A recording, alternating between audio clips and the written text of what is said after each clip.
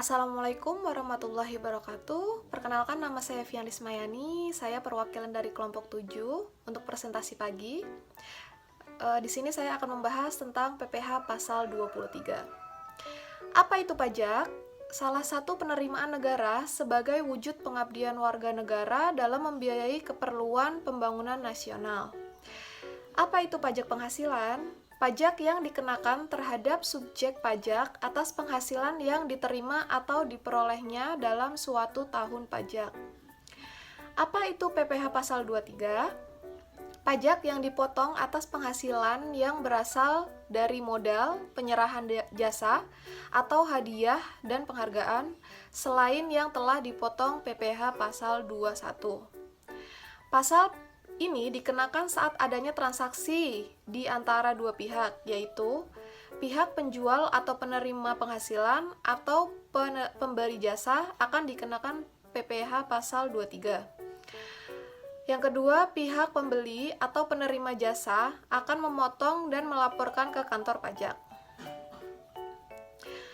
Pihak yang berhak memotong PPh pasal 23: 1. Badan pemerintahan. 2. Subjek pajak badan dalam negeri. 3. Penyelenggara kegiatan. 4. Bentuk usaha tetap atau BUT. 5. Perwakilan perusahaan luar negeri lainnya. Dan 6. Wajib pajak orang pribadi dalam negeri yang ditunjuk Direktur Jenderal Pajak sesuai KEP strip 50/PJ/1994, yaitu akuntan, arsitek, dokter, notaris, pejabat pembuat akte tanah, PPAT, kecuali camat, pengacara, dan konsultan yang melakukan pekerjaan bebas. Kedua, orang pribadi yang menjalankan usaha penyelenggaraan pembukuan atas pembayaran berupa sewa. Yang ketiga, wajib pajak orang pribadi, pemotong PPh pasal 23 atas sewa selain tanah dan pembangunan saja. Subjek pajak dan bukan subjek pajak PPh pasal 23.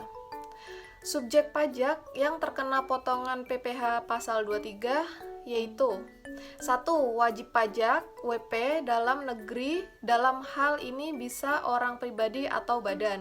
Kedua, yaitu bentuk usaha tetap atau BUT. Subjek yang tidak terkena potongan PPh pasal 23 yaitu 1. Kantor perwakilan negeri asing. 2. Pejabat-pejabat perwakilan diplomatik dan konsulat. 3. Organisasi-organisasi internasional dengan syarat 1. Indonesia menjadi anggota organisasi tersebut. 2. Tidak menjalankan usaha atau kegiatan lain untuk memperoleh penghasilan dari Indonesia selain memberikan pinjaman. 4. Pejabat-pejabat perwakilan organisasi internasional dengan syarat bukan warga negara Indonesia, serta tidak menjalankan usaha atau kegiatan lain untuk memperoleh penghasilan dari Indonesia. Objek yang dikenakan PPh pasal 23: 1. Dividen. 2. Bunga, termasuk premium, diskonto, dan imbalan sehubungan dengan jaminan pengembalian utang. Royalti. Keempat, hadiah, penghargaan, bonus, dan sejenisnya. Selain yang telah dipotong pajak penghasilan, PPh, yaitu penghasilan yang diterima atau diperoleh wajib pajak dalam negeri orang pribadi yang berasal dari penyelenggaraan kegiatan sehubungan dengan pelaksanaan suatu kegiatan. 5. Sewa dan penghasilan lain sehubungan dengan penggunaan harta, kecuali sewa dari penghasilan lain sehubungan dengan penggunaan harta yang telah dikenakan PPh sebagaimana dimaksudkan dalam pasal 4 ayat 2 Undang-Undang PPh. 6. Imbalan sehubungan dengan jasa teknik, jasa manajemen, jasa konstruksi, jasa konsultan, dan jasa lainnya, selain jasa yang telah dipotong PPh sebagaimana dimaksudkan dalam pasal 21 UU PPh. Objek yang dikecualikan PPh pasal 23 yaitu 1. Penghasilan yang dibayar atau terutang kepada bank. 2. Sewa yang dibayar atau terutang sehubungan dengan sewa guna usaha dengan hak opsi. 3. Dividen atau bagian laba yang diterima atau diperoleh perseorangan terbatas sebagai wajib pajak dalam negeri, koperasi, dan BUMN atau BUMD dari penyertaan modal pada badan usaha yang didirikan dan berkedudukan di Indonesia dengan syarat: A. Dividen berasal dari cadangan laba yang ditahan. B. Bagi perseorangan terbatas seperti BUMN atau BUMD, kepemilikan saham pada badan yang memberikan dividen paling rendah 25% dari jumlah modal yang disetor. C. Bagian laba yang diterima atau diperoleh anggota dari perseroan komanditer yang bermodalkan tidak terbagi atas saham-saham, persekutuan, perkumpulan firma, dan kongsi termasuk pemegang unit penyertaan kontrak investasi kolektif. D. Sisa hasil usaha SHU, koperasi yang dibayarkan koperasi kepada anggotanya. E. Penghasilan yang dibayarkan atau terutang kepada badan usaha atas jasa keuangan yang berfungsi sebagai penyalur pinjaman dan pembiayaan. Sekian dari saya, selanjutnya akan dilanjutkan oleh rekan saya, Mbak Eva. Assalamualaikum warahmatullahi wabarakatuh. Nama saya Eva Rohana yang akan melanjutkan slide dari PPH pasal 23 yang sudah dijelaskan oleh teman saya, Vian. Nah, selanjutnya yaitu tarif dan objek PPH pasal 23, di mana tarif dari pasal 23 dikenakan atas dasar pengenaan pajak DPP atau jumlah bruto dari penghasilan. Di dalam pasal 23 yang terkait dengan pajak penghasilan, jenis tarif yang berlaku ada dua, yaitu tarif 15% dan tarif 2%. Penggunaan tarif tersebut tergantung dari objek pajak yang diberlakukan. Untuk penghasilan yang dikenakan tarif 15% dari PPH adalah 1. Dividen kecuali yang diberikan kepada pribadi disebabkan adanya bunga dan royalti. Kemudian yang kedua adalah hadiah atau penghargaan jenis apapun selain yang sudah terpotong pajak penghasilan pasal 21. Sedangkan penghasilan yang dikenakan tarif 2% dari PPH adalah imbalan jasa, teknik manajemen, konstruksi, dan konsultan. Kemudian, imbalan jasa sejenis seperti jasa hukum, akuntansi, arsitektur, perancang, dan penebangan hutan, serta penunjang penambahan dan lain sebagainya. Beberapa tarif pajak penghasilan pasal 23 lainnya yang bersifat opsional yaitu 1. Penghasilan tidak ber-NPWP maka akan mendapatkan pemotongan sebesar 100% lebih tinggi dari tarif PPH. Yang kedua adalah seluruh jumlah bruto dikenakan tarif pajak penghasilan pasal 23 kecuali penghasilan yang berhubungan dengan jasa catering yang sudah dikenakan pajak yang bersifat final sebelumnya. Yang dimaksud jumlah bruto adalah seluruh jumlah penghasilan yang dibayarkan, disediakan untuk dibayarkan, atau telah jatuh tempo pembayaran oleh badan pemerintah, subjek pajak dalam negeri, penyelenggaraan kegiatan, bentuk usaha tetap, atau perwakilan perusahaan luar negeri lainnya kepada wajib pajak dalam negeri atau bentuk usaha tetap. Nah, yang tidak termasuk jumlah bruto itu diantaranya adalah pembayaran gaji, upah honorarium, tunjangan, dan pembayaran lain sebagai imbalan sehubungan dengan pekerjaan yang dibayarkan wajib pajak penyedia tenaga kerja, Hal ini dibuktikan dengan kontrak kerja yang disepakati bersama. Kemudian yang kedua adalah pembayaran atas pengadaan pembelian barang atau material, dibuktikan dengan adanya faktur pembelian. Yang ketiga, pembayaran kepada pihak kedua untuk selanjutnya dibayarkan ke pihak ketiga. Hal ini dibuktikan dengan adanya faktur tagihan kepada pihak ketiga disertai dengan perjanjian tertulis.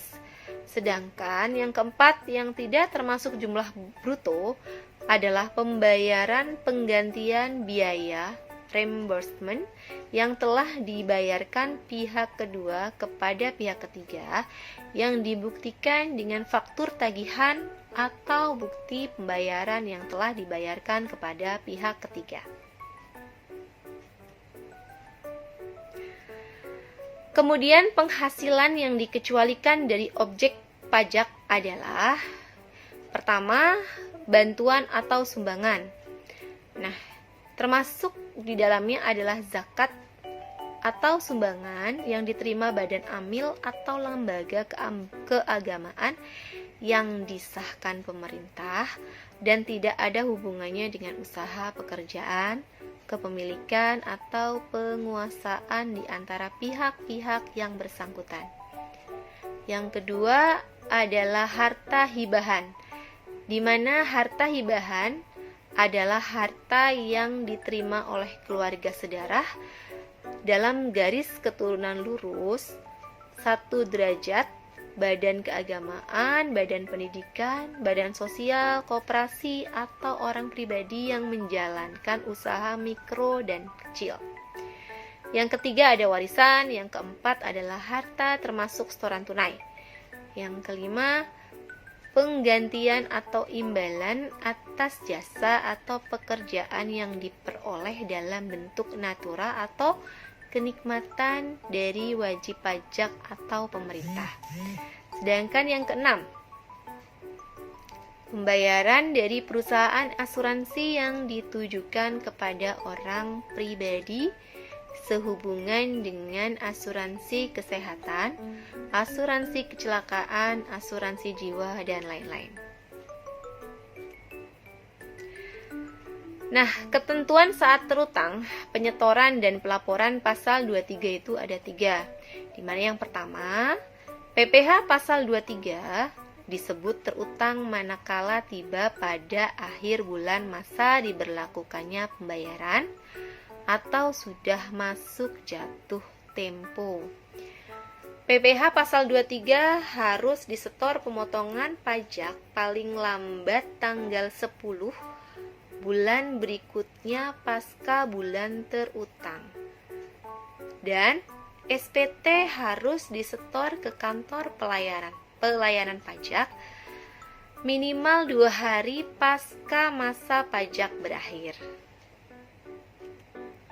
Nah, PPh pasal 23 juga mengatur beberapa hal lain yang bisa menjadi referensi Anda dalam melakukan pembayaran pajak. Yang pertama, pembayaran PPh pasal 23.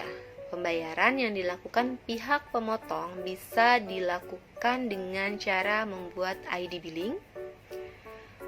Untuk kemudian pembayaran melalui bank yang telah disetujui Kementerian Keuangan dengan jatuh tempo pada tanggal 10, 1 bulan setelah bulan terutang PPh pasal 23.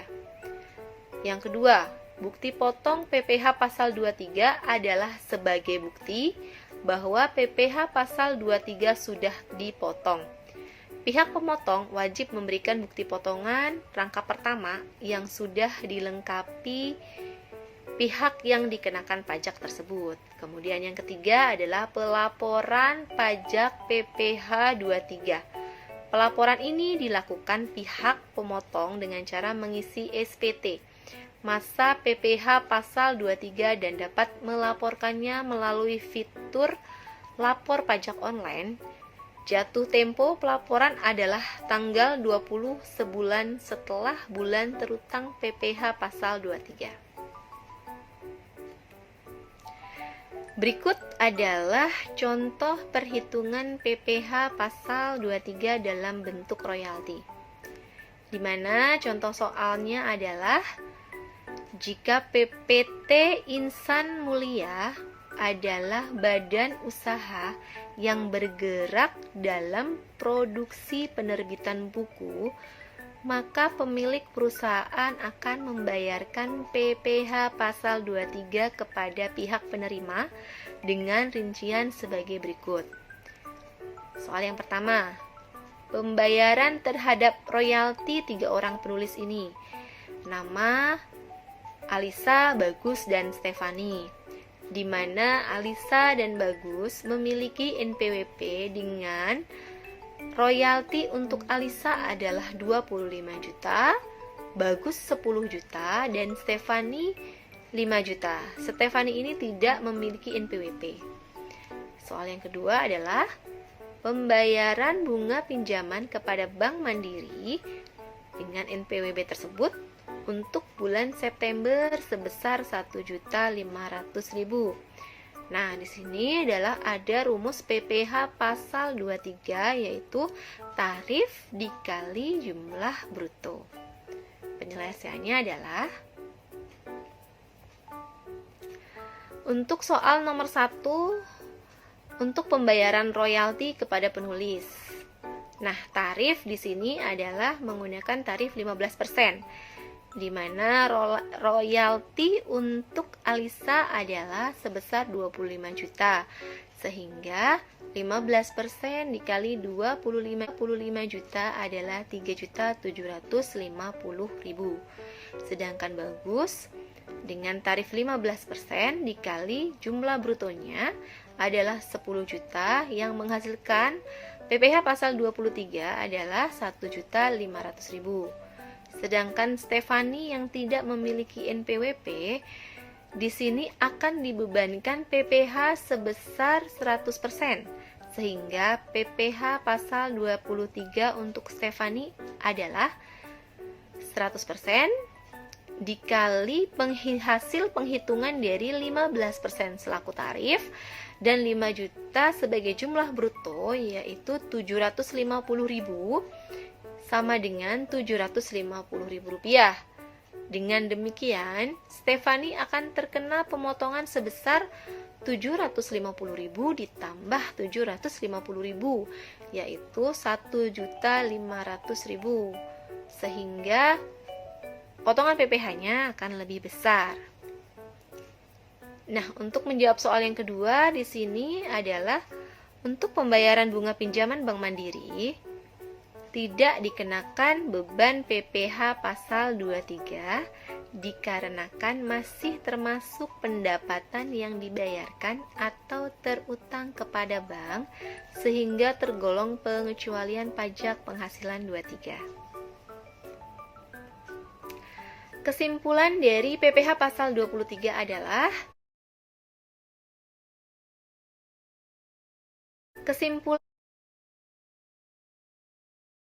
Kesimpulan dari PPh pasal 23 adalah pajak yang dipotong atas penghasilan dan dikenakan saat ada transaksi antara pihak penjual dan pihak pembeli. Pihak yang berhak memotong pajak PPh pasal 23 antara lain badan pemerintah, BUT, wajib pajak orang pribadi dalam negeri, dan lain-lain. Subjek pajak yang mendapatkan potongan antara lain WP dalam negeri dan BUT. Objek yang dikenakan PPh pasal 23 antara lain dividen, bunga royalti, dan lain-lain.